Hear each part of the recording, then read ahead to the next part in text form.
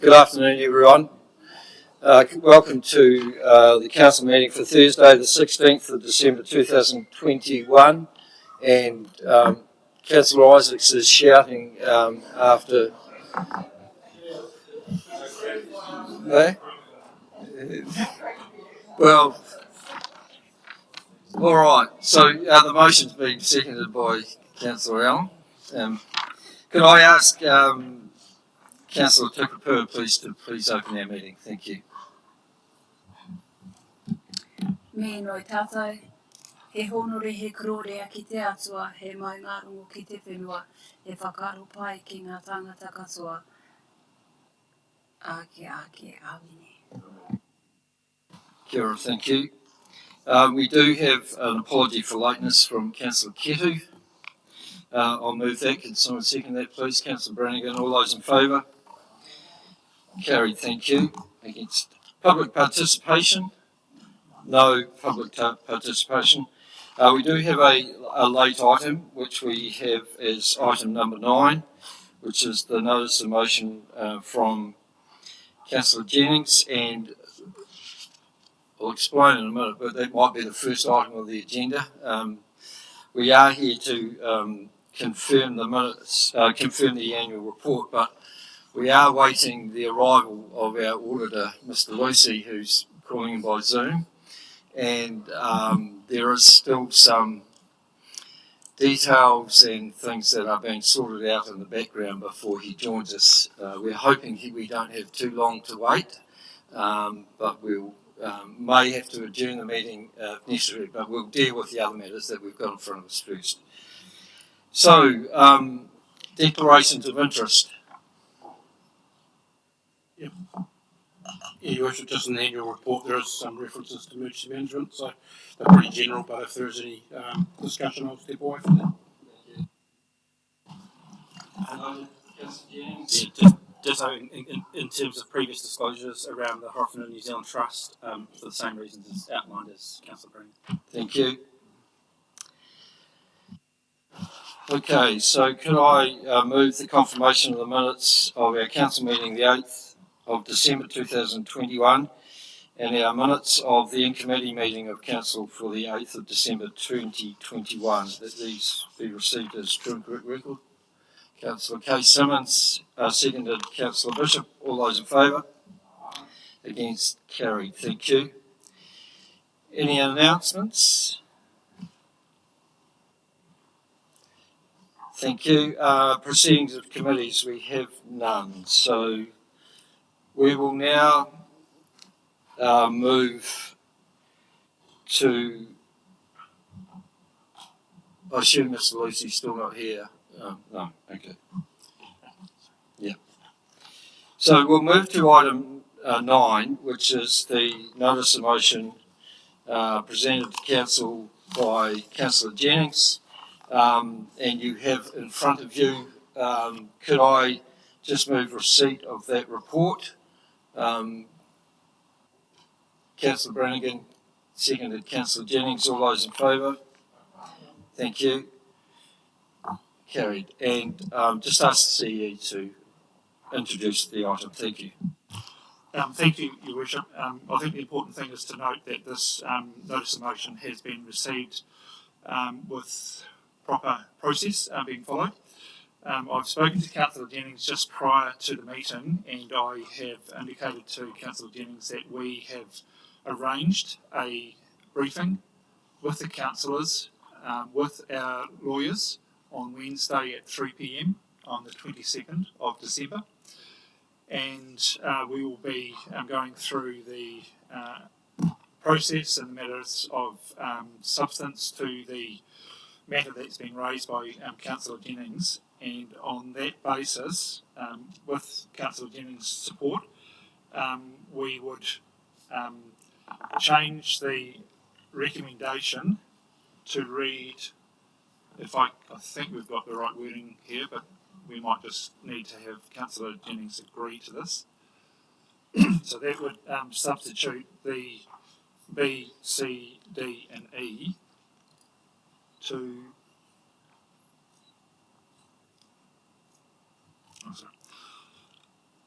So I'll just wait for Mr. Grayson to just put that up on the screen.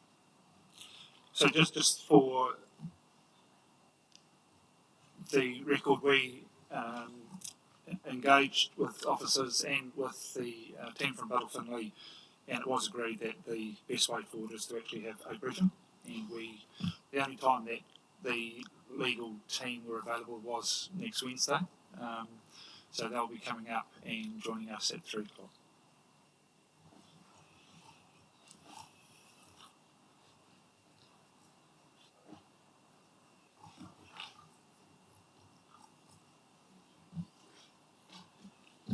Can I also note that Part E of the notice of motion has been complied with already? Sorry, yes, thank you, Your Worship. Just to confirm, yes, thank you for sending that through. That was no longer going to form part of that.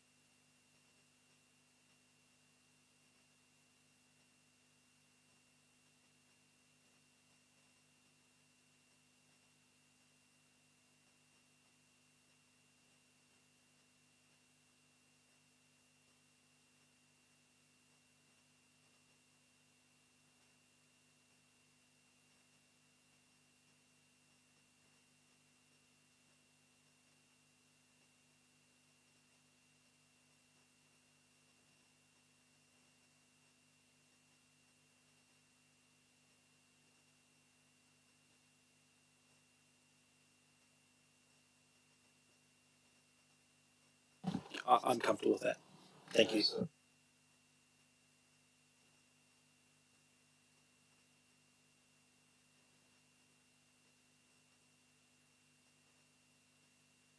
I'm happy to say that I don't intend to speak to it. It's contained, the reasons for sort of bringing the notice of motion is contained there, and the substance can be discussed next week. Thank you.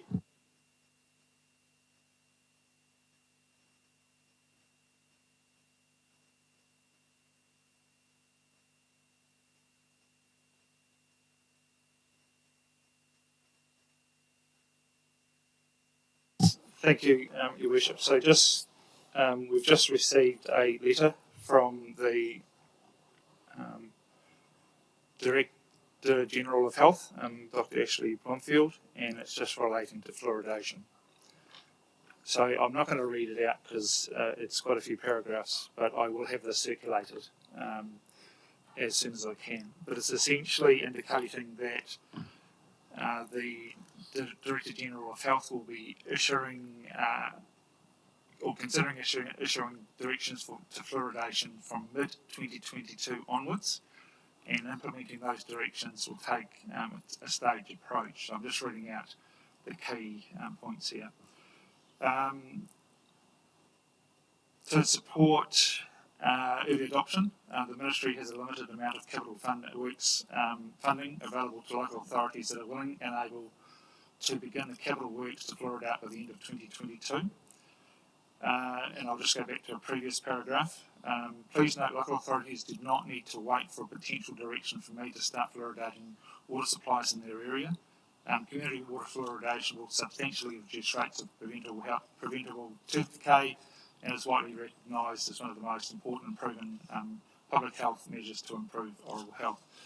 He has noted that we have to provide some information back to the Ministry, and he's also attached to the letter a list of those non-fluoridated community water supplies servicing populations of 500 or more.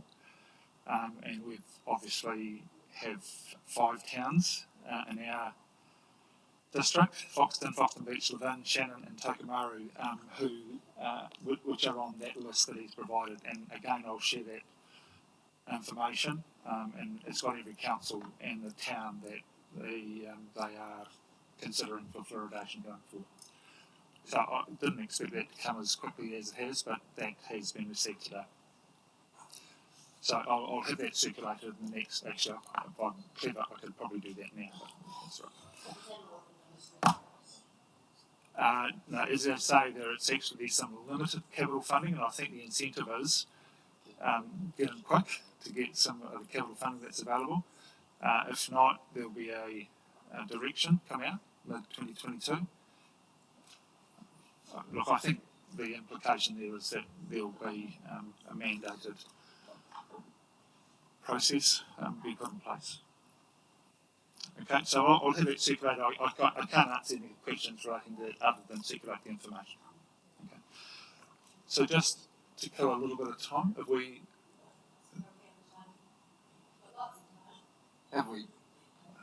Okay, so look, maybe if I can just give a brief update on just the weather event that we've had over the last few days. I have been sharing with councillors as best I can updates of those points of significance. It has been really challenging for the organisation to deal with quite a large number of major to medium to small issues throughout the district as a result of the weather.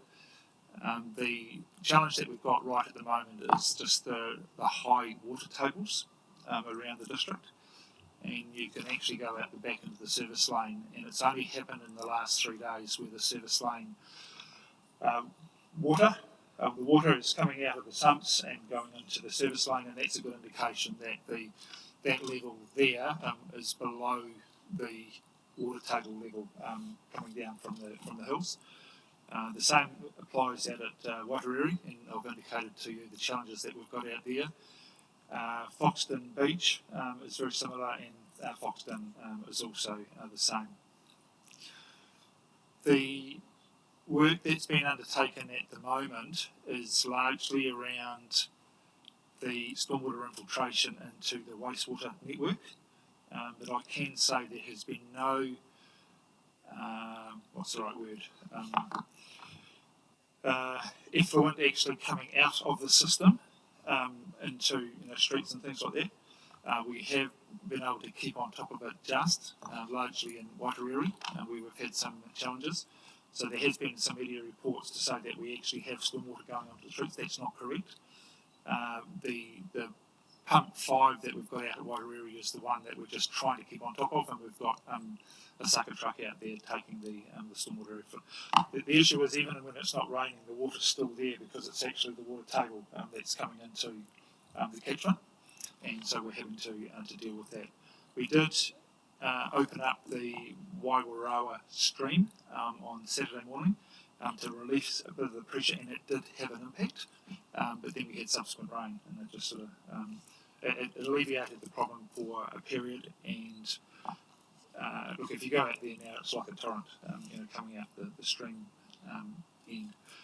The good thing is that we have been able to manage the water supply well, and we've had no issues apart from when we've had to shut down Shannon and Tokomaru because the NTU has gone higher than the plant can handle. We've had to transport water from Foxton, I think it's Foxton, Foxton through to Tokomaru and Shannon to keep the reservoirs up to a level, and that's worked really well. We've had 2 tankers going through the Shannon and 1 Shannon tanker going through to Tokomaru. The Levin plant is operating well. We've had to shut down, I think, a couple of times because of the NTU's got really, really high. It's got at one stage, I think it was up about 500 or at a very, very high level. But we've been able to bring the system back on line again, and so we've been able to manage the reservoir levels really, really well there. We have, as I've indicated to you, can't speak for half an hour. This is striking. We have got 3 sort of key roading challenges, and someone will tell me the third road in a moment. I just can't remember it. But Mangori Road, there's a large slip on that road, and that's between the the power station and the dam, and we have got people on the other, Mangahau, we have got people on the other side of the slip. There's about 5 maybe people, maybe 6 people up there. We're in communication with those people and they are okay.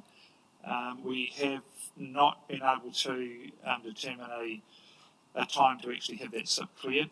Best case, if we have to, we can do it under emergency works, but we are managing it well at the moment. Under a normal situation, we wouldn't be clearing that till the end of January, because it's not at the top of our sort of list at the moment. And if you do it properly, it's about getting trucks in to take the spoil away rather than putting it into the river. And that's the emergency bit that we probably want to avoid. We have got people wanting to get out of there in the short term. The contractor's working up there and we're managing that. We'll get them out by foot or motorbike. And we will then be able to transport them where they need to go to once they get out. The Gladstone Road, I've indicated to the councillors that we have had some challenges up there. I think we've probably had 3 events in the last 3 weeks, and there's probably 1 more to come. But we have made a decision to change the configuration of the cause/flood board there, and we're putting in box culverts. And I'm really grateful for Riverside Construction, I think it is, who have come to the party and help us out with the box culverts. And so they will go in on Monday and Tuesday, and it will mean that we'll be able to have access to that road or past that road in about 98% of the situation, where the only time it will be closed is if it really gets to a high level in the river, probably about 2.5 metres. So we've been tracking at about 1.8 to 2.3 metres. If it goes up to 2.5, we might not be able to. But the good thing about it is that it actually doesn't impact the, apart from the abutments coming up to the box culverts, the culverts themselves will be stable, a lot better than we've got at the moment. And the good thing about those is that we can use those in other locations when we no longer need them. We can take them to, for example, the Copperoa Road. We've got a couple of crossings there that we're looking at fixing up, and there'll be other places that we can actually put that as well. And there is one other road, but I just can't remember. It's up your way, I think, Christine. I think it was Kahina, wasn't it? That's right. Yeah. Can I just ask about the Mangahau Road? That's access for the Tierra walkway for people getting in and out. So is that information somehow being put on the Tierra walkway? There's a site that everybody goes to see what's happening, so that anybody who uses it is aware of that? I'm uncertain, but I will follow on that just to make sure that it is. Thank you. David, if I could, just a matter for the table really is the Horizons rain gauge on the Auhau at Makihika has recorded 450 mils of rain in 30 days. That's West Coast stuff, that's just how wet it's been. Incredible. So it's an incredible amount of rain. So it indicates how difficult it's been. And forecast?